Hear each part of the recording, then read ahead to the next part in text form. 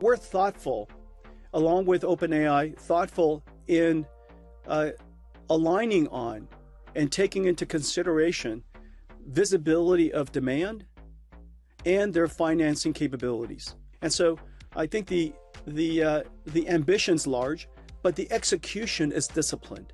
As tech firms ramp up spending on advanced chips and data centers, concerns are mounting that the AI boom is being propped up by a wave of circular deals.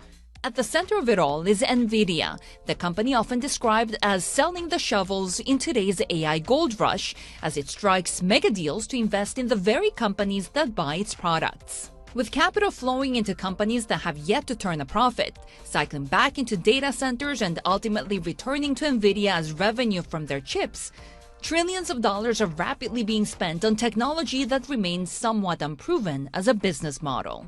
If we're not going to find $2 trillion of revenue to justify the AI revolution, which I think is impossible by 2030, the likelihood is we're going to have a significant correction.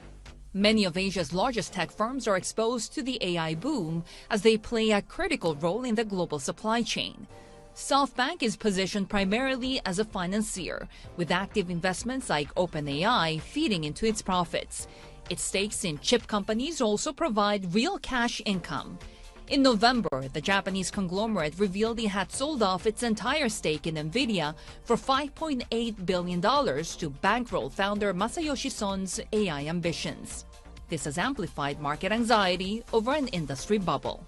Meanwhile, South Korean heavyweight Samsung Electronics and SK Hynix have seen margins rising on a commodity that NVIDIA's GPUs can't function without: high-bandwidth memory chips, or HBMs.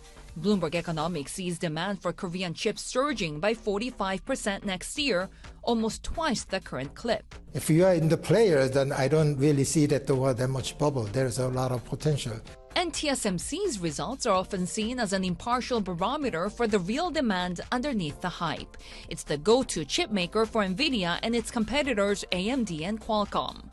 In October, when TSMC posted its slowest monthly revenue growth in more than a year, it fueled fears that the AI rally itself had become unhinged from fundamentals. Relative valuations of Asian markets suggest that companies in this region are generally more protected by real earnings expectations compared with U.S. counterparts. As we get forward into this bubble-like period, it becomes an even more difficult question as a capital allocator in terms of whether you continue to shovel cash into this potential inferno. And while some skeptics continue to warn of an overdue correction, others remain confident in AI's long-term potential.